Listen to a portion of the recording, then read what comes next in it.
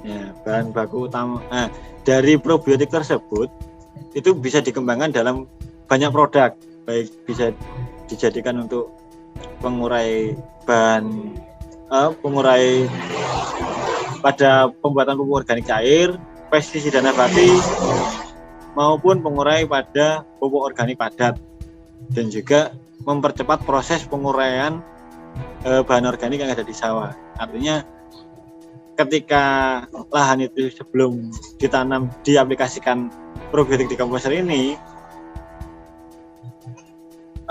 bahan-bahan organik yang tadinya belum terurai atau yang mungkin masih utuh bisa lebih cepat terurai.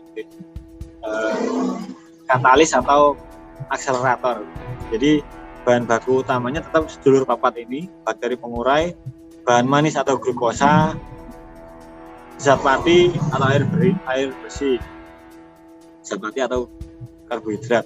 Jadi bahan manis ini bisa diambil dari tetes tebu bisa, gula merah bisa, gula pasir bisa.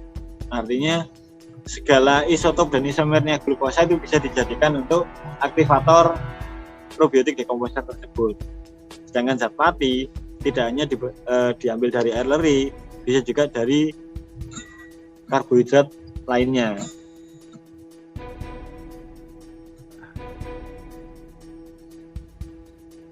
Mungkin dari karbohidrat dari bekatul atau dari jagung atau dari tepung singkong, tepung sagu. Artinya tidak terbatas dari satu bahan saja, berdasarkan potensi lokal.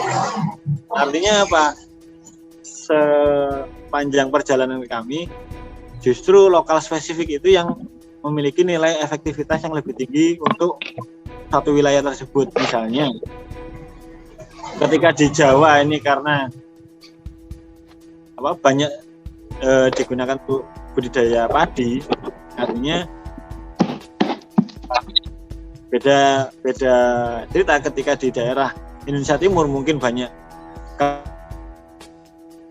itu justru lebih efektif daripada menggunakan beras seperti di Jawa ini.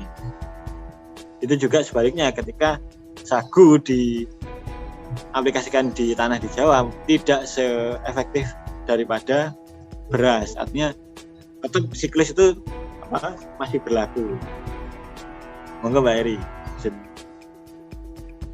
Untuk bahan tambahan pupuk organik cair, semua sesuai dengan prinsip kedua, semua bahan yang pernah hidup bisa jadi bahan diolah untuk nutrisi tanaman. Artinya seluruh makhluk, pokoknya bukan makhluk gaib Mbak Eri, makhluk hidup yang pernah hidup, yang makan, minum dan menghasilkan potensial nutrisi pupuk itu bisa dijadikan nutrisi tanaman juga.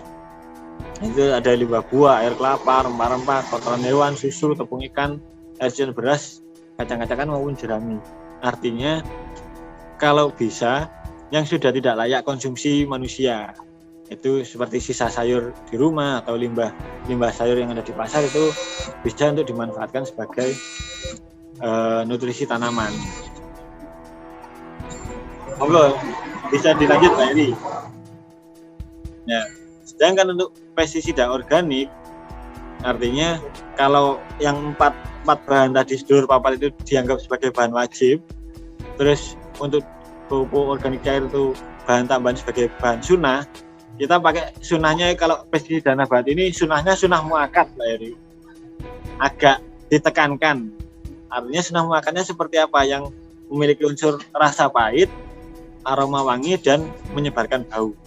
Jadi rasa pahit seperti mungkin ada buah mojo, putrawali, sambiloto, daun kecubung, daun mindi. Terus aroma wangi juga bunga kenanga dan lain-lain. Mungkin daftar bahannya bisa dicek di slide selanjutnya. Coba seperti itu. Artinya tidak harus semua apa yang ada di sekitar itu yang dimanfaatkan.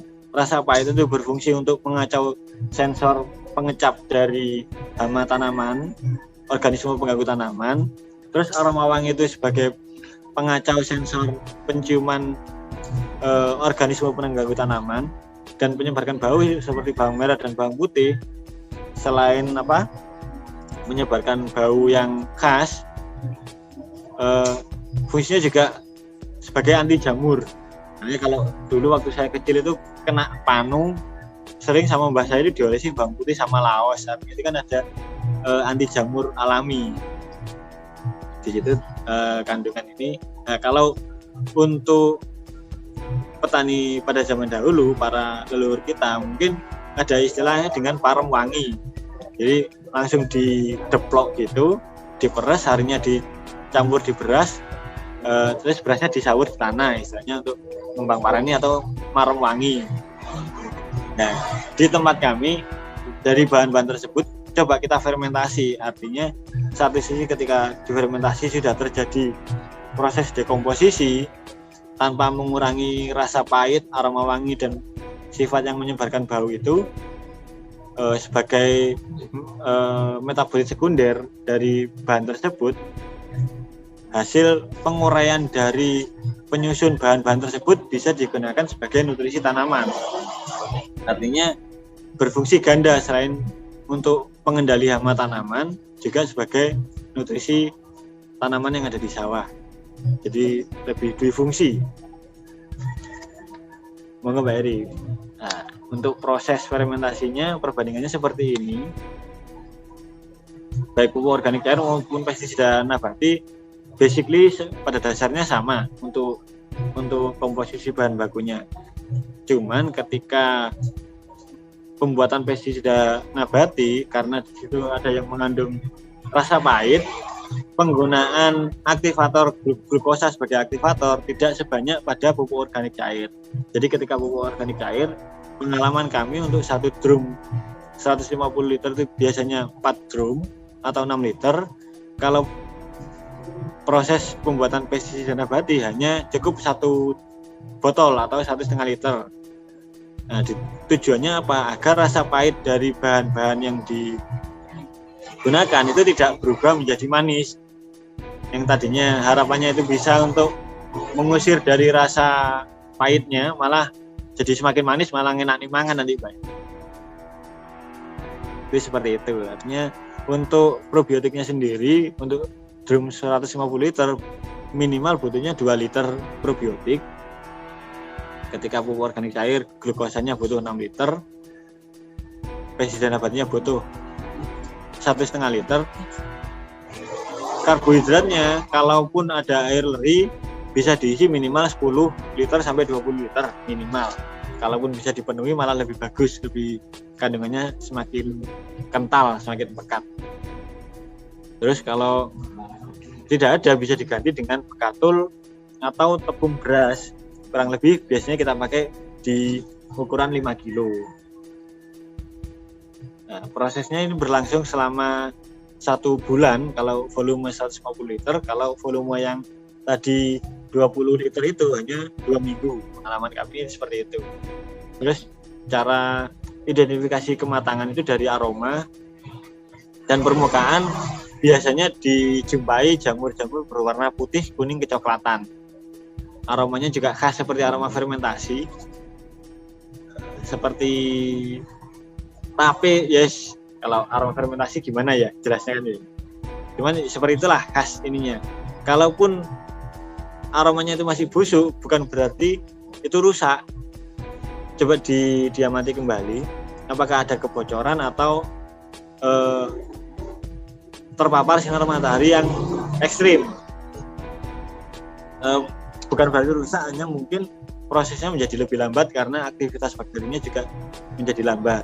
Bisa diperbaiki dengan pemberian tetes tebu, molase atau glukosa yang lain dan karbohidrat yang lain, air leri. Fungsi selang ini, selang jangan sampai untuk kalau di drumnya itu harus diberi rongga udara agar tekanan ketika selama proses fermentasi menghasilkan gas tidak menekan drum itu, artinya drum tidak meledak, tidak bocor juga, cuman bisa keluar melalui selang, dan ujung selang yang lain harus masuk di air, di dalam botol air mineral, agar udara yang ada di dalam bisa keluar dan udara yang ada di luar tidak bisa masuk dan nggak mengkontaminasi proses fermentasi yang ada di dalam drum. Artinya menjadi saluran udara satu arah. Ini metode yang menurut kami sementara ini paling simple, paling hemat dan mudah untuk di copy paste di tempat yang lain. Monggo Mbak Eri bisa dilanjut. Nah, dari proses tersebut ya bersama dengan Gapotan, Ketua Gapotan Mbak Parno juga dengan Pak Hermawan yang sudah bergabung. So, kita membuat melaksanakan upaya mencukupi kebutuhan sarana prasarana pertanian di Desa Wonanti, yakni pembuatan pupuk organik cair 1000 liter dan dibagikan gratis untuk seluruh petani di Desa Wonanti di setiap masa tanam. Itu gratis. Paling tidak setiap orang menerima 1 jerigen 5 literan itu. Jadi memang ya seperti di gambar itu terlihat berjejer-jejer antrian jerigen seperti antri subsidi BBM atau minyak tanah pada zaman dulu itu. Nah, seperti itu. Artinya untuk upaya dari petani di Tata Kata Bilang untuk menjaga kelangkaan pupuk dan keterlambatan pemberian nutrisi di areal persawahan. Monggo bisa dilanjut Pak Eri. Dari pembuatan tersebut dibagi gratis. Ini juga ada aktivitas yaitu Sema Sandu, semprotan massal 1 komando. Ini terutama digunakan untuk dilaksanakan untuk penanggulangan organisme pengganggu tanaman. Jadi penyemprotan pestisida nabati itu lebih efektif ketika dilakukan berjamaah. Katanya kalau berjamaah itu kan 27 derajat Mbak Eri. Itu berlaku juga di dunia pertanian. Artinya ketika kita mengaplikasikan pestisida nabati itu untuk petak sawah kita sendiri, itu efektivitasnya itu tidak lebih baik, tidak lebih bagus ketika gerakan bersama-sama. Artinya itu semprotan massal 1 komando yang dikomando oleh Mbah Parno selaku Ketua Gapotan dan pengajeng keluarga Pangrengkuh Katobilan. Itu apa yang disemprotkan, pestisida nabatinya apa, waktunya kapan, terus cara penyemprotannya bagaimana, itu 1 komando dari Mbah Parno selaku tanggung jawab Ketua Gapotan dan pengajeng keluarga besar Pangrengkuh Adat Katobilan Wonanti. Monggo bisa dilanjut Eri. Ya, ini outcome dari produk di Tata Katobilan. Ada berbagai macam formula fermentasi sebenarnya. Artinya di sini kita memanfaatkan apa yang ada di sekitar. Jadi kebetulan di sekitar wilayah kami ada UMKM pengasapan ikan laut yang limbahnya seperti jeroan ikan laut atau waleran itu yang tadinya cuma dibuang di septic tank atau di aliran air, kita manfaatkan untuk diolah sebagai pupuk organik cair yang tadinya menjadi polusi udara, sekarang jadi manfaat untuk masyarakat di sawah. Ya, terus kita berjalan sudah 2 tahun kurang lebih di Tata Katobilan ini Mbak Parno membagi 5.000 liter total. Jadi 5 musim ini menjelang ke-6 ini sudah membagi total 5.000 liter, 5 tandon. Dari berangsur sekian waktu itu muncul ini potensi beras sehat ternyata Mbak Eri. Artinya beras sehat ketika di pasaran itu memiliki potensi harga yang tinggi. Artinya kita bisa mendapatkan range margin yang lebih banyak daripada umumnya. Artinya dari satu sisi sarana produksinya kita memproduksi sendiri, terus hasilnya beras sehat. Kita belum berani mengklaim bahwa beras organik walaupun kita sudah 0 kimia, 0 pupuk kimia maupun 0 pestisida kimia. Belum berani mengklaim beras organik karena butuh sertifikasi dan uji laboratorium yang lebih lanjut. Cuman kalau di istilahnya dinamai beras sehat, oke lah, masih oke karena sudah tidak mengandung aplikasi pestisida yang bersifat racun kimia.